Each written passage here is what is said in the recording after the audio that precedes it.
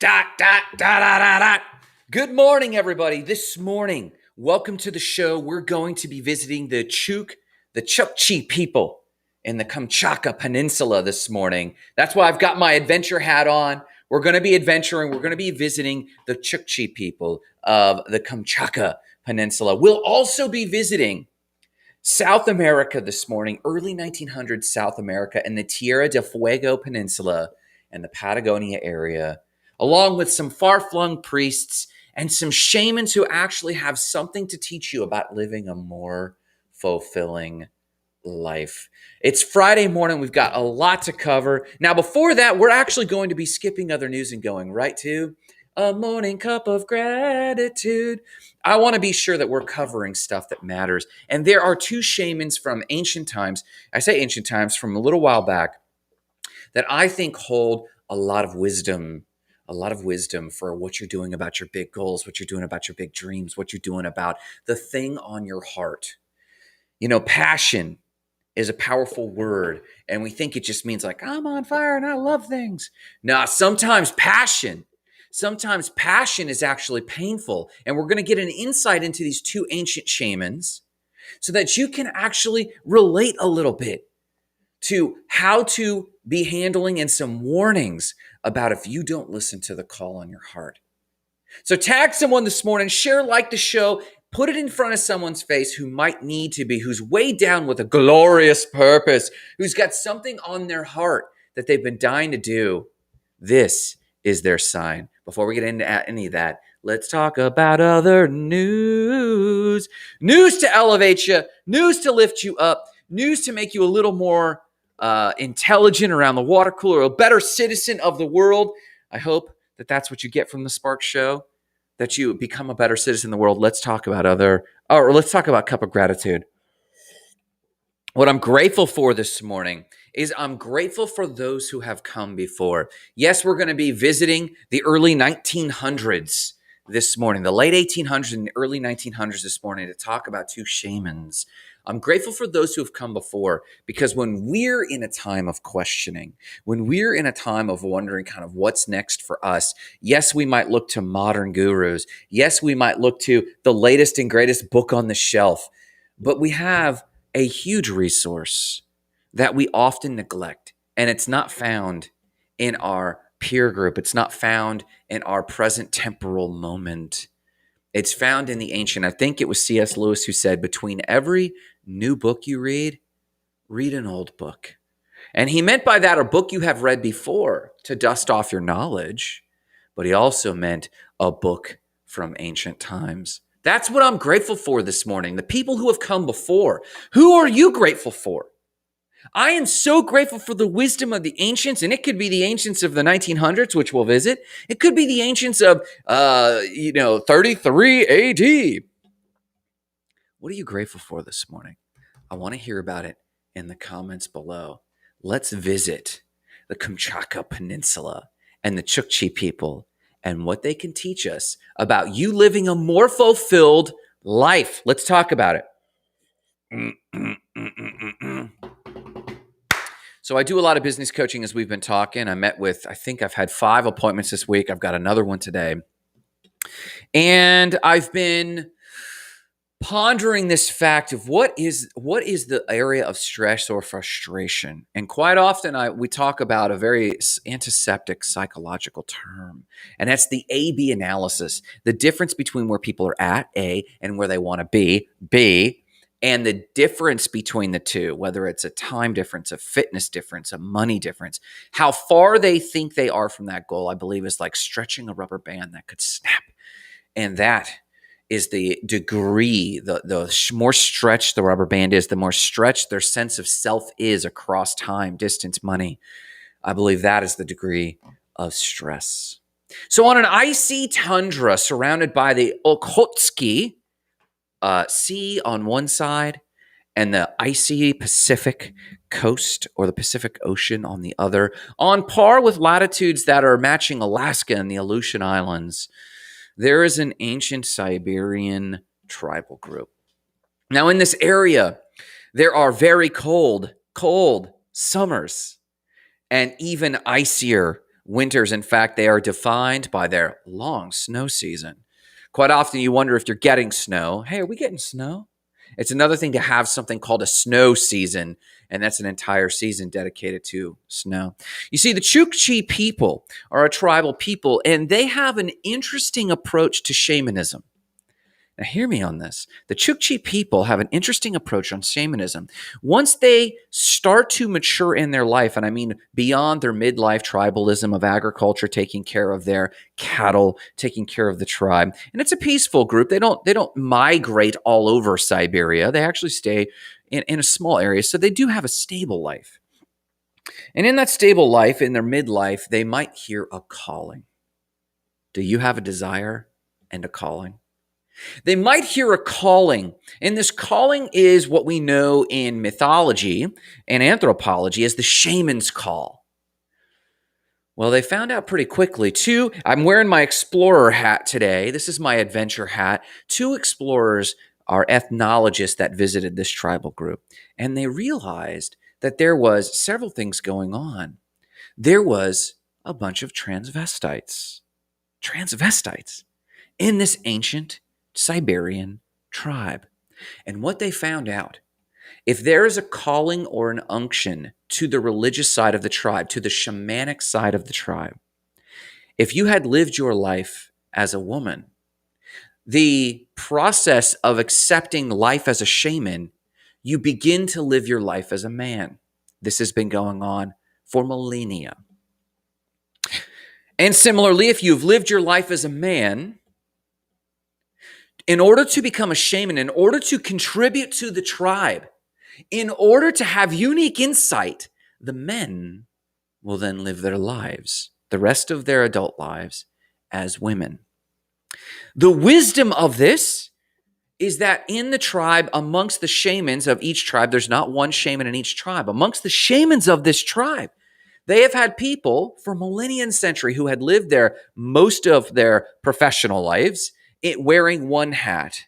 And then in order to provide counsel and wisdom and insight to the tribe, they then decide to wear another hat. They choose the life of switching from male to female. They live the rest of their life as a woman, mimicking the life as the woman. And their goal is to see the life, their professional life, through the eyes through which they lived as a male or a woman. And then in their adulthood to invert that view to get perspective. Here's the first principle that you can learn from an ancient shaman this morning. Switch roles to fulfill your calling. Now, I'm not saying you need to go become a female or a male, not at all. I'm saying if you have a glorious purpose, of course we watched Loki last night, if you have a craving on your heart, if you view yourself as a writer but you're stuck in a certain job, if you view yourself as a parent and have been working on your small business, or invert that, maybe you've been a stay-at-home parent and you want to run your business. If there is a call on your heart and you truly want to get the perspective, you can't go halfway. You have to change your perspective dramatically in order to fulfill the calling. This is what we can learn from the Chukchi people. They learned it a long time ago that you might live your life and you have a unique perspective because of the life you lived. And if you can switch your role and then take on the paradigms and the outlook and the view of the other ways of life, you have a unique view. And pragmatically in the Chukchi people, this isn't like what we know is like a coming out party from the LGBTQ, though it might be that.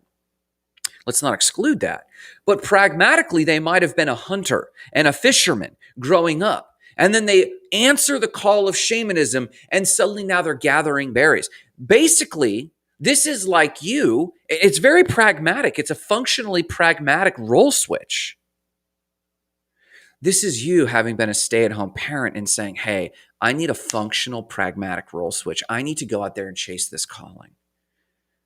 Or invert that. Maybe you've been chasing your calling and you're feeling the angst and the disease and don't know how to get a breakthrough. Maybe for a season of life, you need to switch hats, which is why we switched hats today.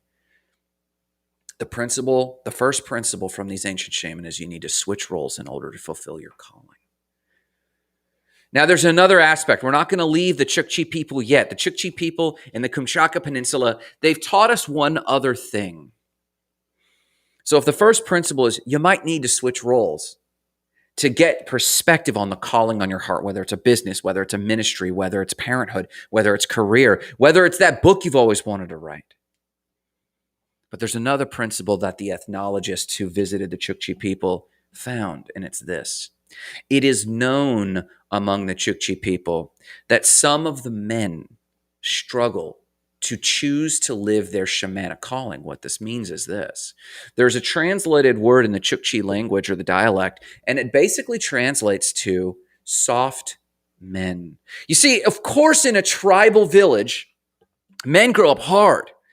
They have to fish and they have to catch whales, which is a very dangerous process. They have to hunt deer, and they bring all this, even to somewhat to this day, they bring these resources to the people, so they have to grow up tough and grow up hard. And as we mentioned in the first principle, to become a shaman, you switch gender roles.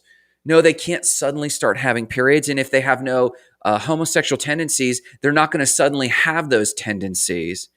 Jessica Ojeda says, Good day, mate. Love the hat. This is my adventure hat, Jessica, and my adventure hat is because we're traveling the world. Good morning, and thanks for visiting in.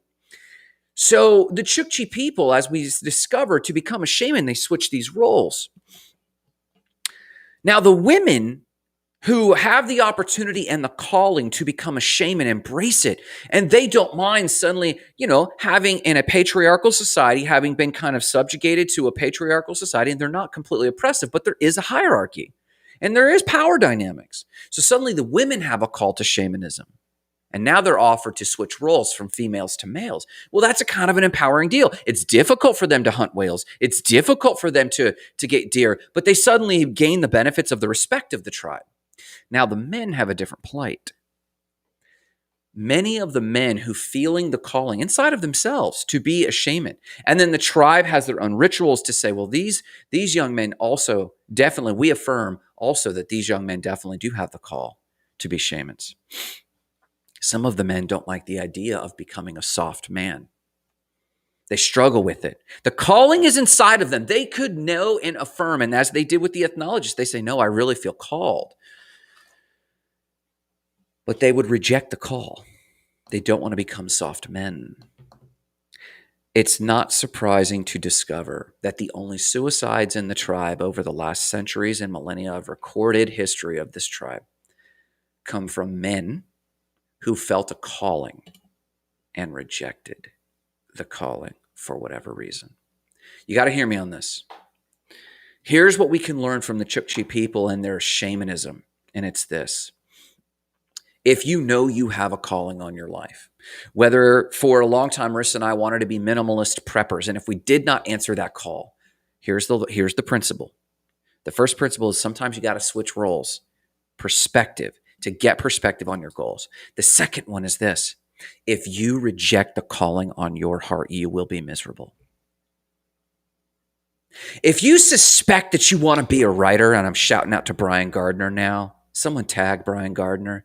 If you suspect you were meant to be a writer, like the Chukchi people, if you suspect you're supposed to be a shaman, and you know you've got this call, and you're like, oh man, but there's sacrifices, there's changes I gotta make. But if you reject that calling, you will live miserable.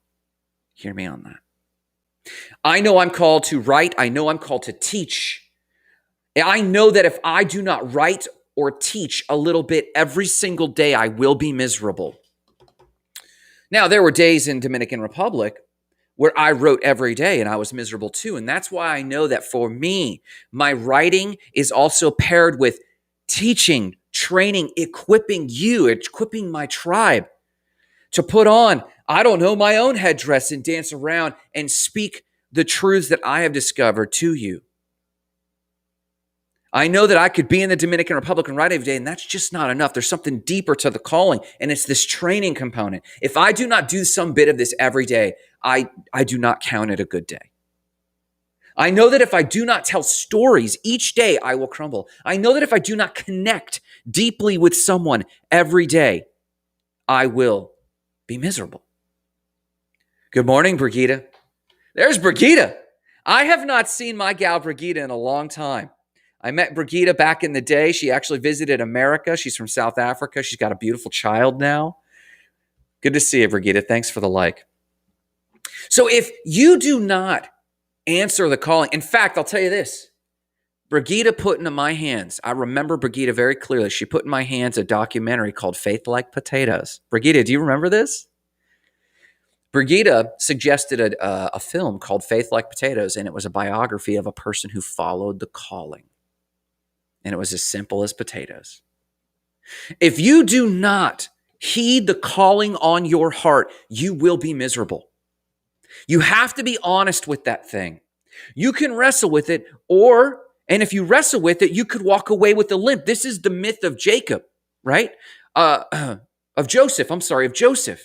And I'm not being prescriptive about the theologies there, but the mythology of Joseph is when he wrestled with God, that's my southern slang. When he wrestled with God, he got himself wounded.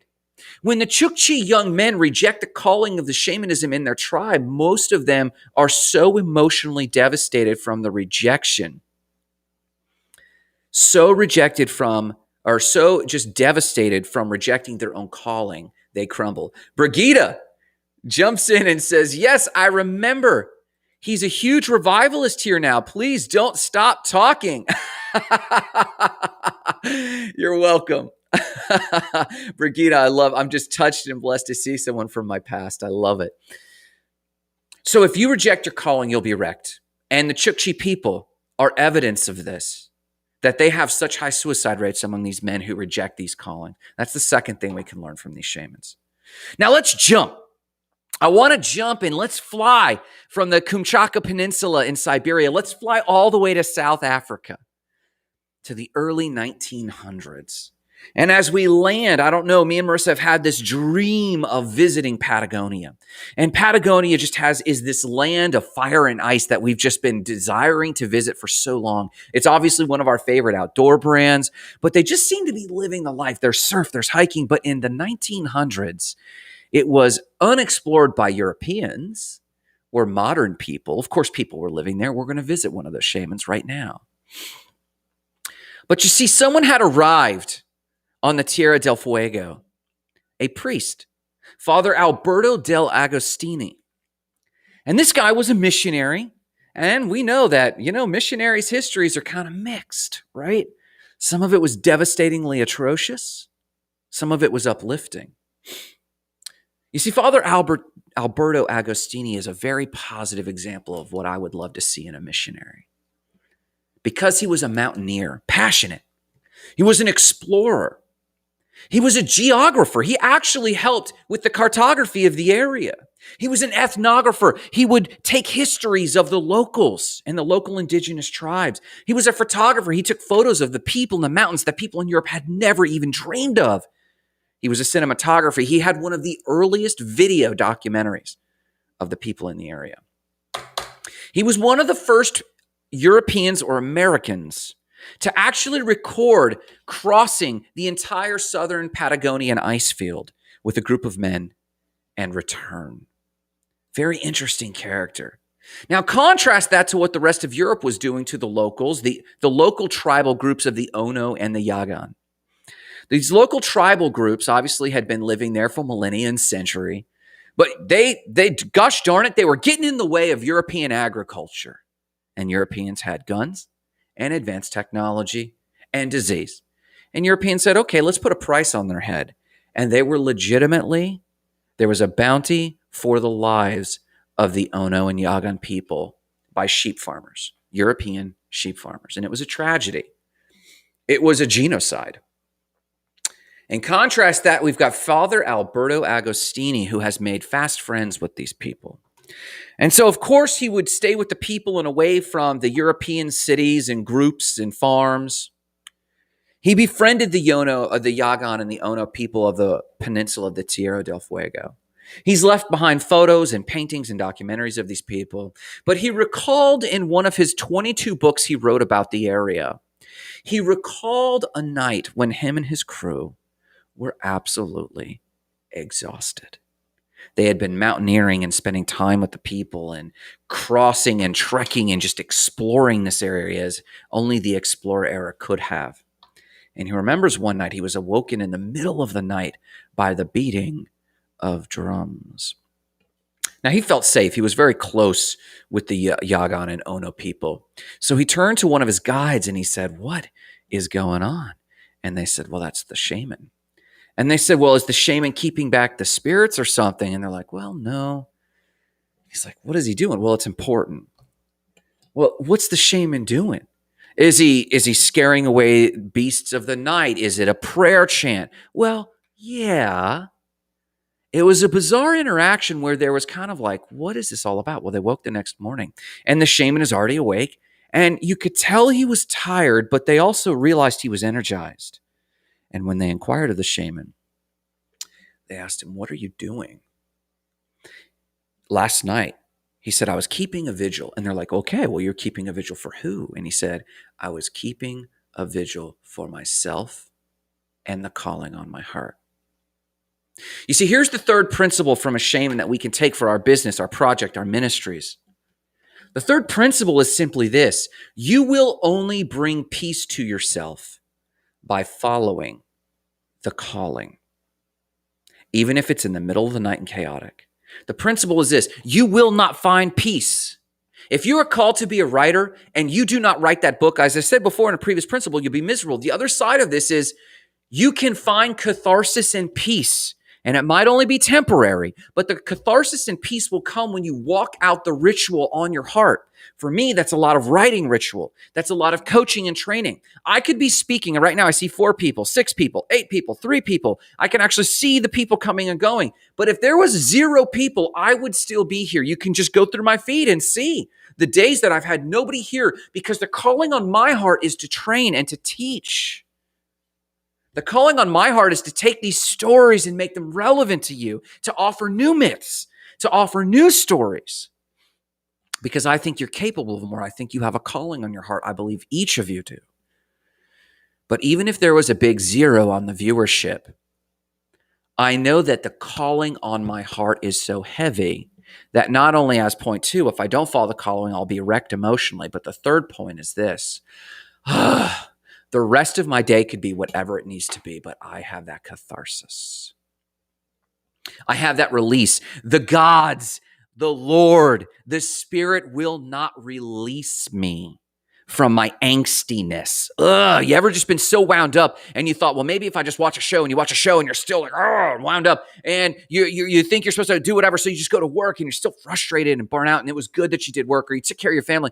But it wasn't until you went away to the thing you were actually craving, painting that painting, writing that book, reading that book, reading your Bible, reading your Tao Te Ching. It's not until those moments that you just have a release. Marissa, she gets so wound up, and it's literally not until she goes outside that she gets that release. And I have to tell her, last night I had to tell her, "Babe, do we just need to sit on the porch?" Because she sat in front of her computer all day. "Do we just need to go sit on the porch?" And you can just watch her melt. That's that release, the catharsis. So whether you think I'm talking about you being a shaman, this is true in your business too. If you feel called to start your small business, if you feel called to plant potatoes, you will be plagued like Balaam's donkey banging you against a wall. Another myth you need to look up if you don't know what I'm talking about.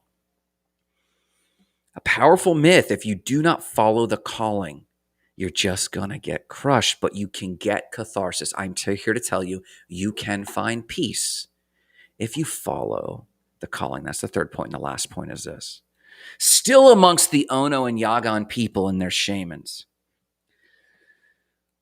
what Father Alberto Agostini realized is that when the shamans would stay up to get this release, this cathartic release of, I just have to fulfill my calling. And yes, it serves a role in the tribe. It's an anchor point to the tribe. They know where they're camping that night because they hear the drum. They get a great sense of psychological relief because they know someone is holding vigil.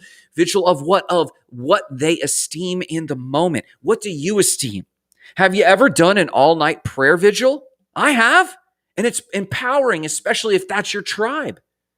Have you ever gotten up early and texted your friends because the surf is up and you got there first, and you texted your friends because the surf is up, and they just have this sense of peace, whether or not they can get to the beach to get a piece of that surf, or whether or not they're stuck in class or stuck at school or stuck at work, they still have a great sense of peace that someone was holding vigil What are the rituals of your tribe? Marissa loves checking in on our Facebook groups on what's going on the hikes and the people hiking the Pacific Crest Trail and the Appalachian Trail, even though they shouldn't be necessarily because some of these trails are still close. She still loves checking in that someone is holding vigil to her tribe. Are you holding vigil? You sitting down and writing a one page in the book you've always wanted to read is vigil for the other authors who crave to write. Your small business, you showing up early in the morning, late at night, or just celebrating a sale in the middle of the day is encouraging to the other entrepreneurs who are craving someone to hold vigil, to toe the line. You will get catharsis by answering the calling. But what Father Alberto Agostini realized is in doing so, it created weird rhythms in the shamans where they would often sleep during the day. They had been up all night. So they slept in weird hours. And there was a time when Father Alberto Agostini needed the shamans, and the tribe was like, whoa, don't bother him. And he's like, well, he's just sleeping. Like, we'll do this. And said, no, he's doing magic. He's like, what? The fourth principle. The tribe was saying, he's doing magic. He's like, well, what do you mean? Well, when our shamans sleep, hear me on this. When our shamans sleep, that's when our opponent tribes get defeated. What? When our shamans sleep, that's when so-and-so gets healed. What are you talking about?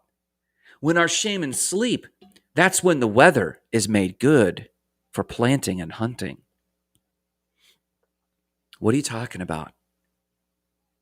And the tribal people said, it's when our shamans dream that magic happens. You see, to the tribe, they loved it when their shamans slept, because to them, when the shamans woke up with a dream and said, I had a dream, A, the vision casting of that dream had power. B, they often attributed that the good or ill that occurred happened because the shaman's spirit would leave their body and go. Here's the lesson, if it's not obvious. You only achieve great things in your dreams. If you dream the thing, if you write the vision, if you speak the vision out, if you take time away, you have to take time away from the daily humdrum of your life in order to connect with the calling, to connect with the dream, to be able to clearly articulate what you're trying to do. It's only when you withdraw that you're able to tap and connect with the dream. And that's not only for you. That's for the people around you who want to support you. So the fourth lesson from the Ona and Yagan shaman people is that you can achieve magic and big things and answer your calling, but only if you make time to dream. When you dream, you'll reinforce it to yourself. When you dream, you'll get clarity on it. When you dream, you can communicate it to others. And some of it's the rest too. Sometimes achieving the calling in your heart isn't just grinding. Sometimes it is. Sometimes it's pulling away. Sometimes it's dreaming bigger. So whether we're talking about the Chukchi people in the Kamchatka Peninsula, I love saying that, the lessons we learn from them is that sometimes you got to switch roles and switch perspectives in order to see your calling and fulfill your calling. And the role you play in your town, in your family, in your village, in your tribe, in your country. You got to switch roles to shake things up. And sometimes it's the exact opposite role. The second lesson is if you reject the calling, like the poor, unfortunate young men in the Chukchi people who commit suicide because they're just wrecked emotionally that they rejected their calling. I know that we're not talking that you might get suicidal, but you'll be miserable if you don't answer the calling. And then jumping to the Tierra del Fuego, learning from the Ona and the Yagan shaman, you will only bring peace to yourself by answering the calling. So if you have to make 30 minutes or 60 minutes for a prayer vigil, if you need to make 30 minutes to write in your journal or write in that book you've always dreamed about, if you need to make 30 minutes just to move the business forward and talk to somebody who can help you move your business forward, If you just need to tweak your website to get that up and running, if you need to file for your 501c3 so that you can start your ministry, whatever is your calling, don't just fret about doing it big. Sometimes just doing it small will answer the calling and bring you peace. And last but not least, you only achieve great things when you dream about it. That's what I have for you today. Listen, if you need any help or support, you know to visit us at State of the Spark. Or we always talk about these things in the Facebook Goals and Gratitude group, or we can. Get over there and ask your questions. Let's talk about things like this. What is your calling that you've been ignoring? What is your dream that you haven't been acting on? Can you see how you could make your life better just by acting on it? Or whatever you do today, no matter what you do. Oh, Jessica says this. Whoa. She says, yes, I appreciate lessons you've shared this week. Excited for episode 200. I guess I got to make it big, right? Jessica, I should find a way to make that big and important.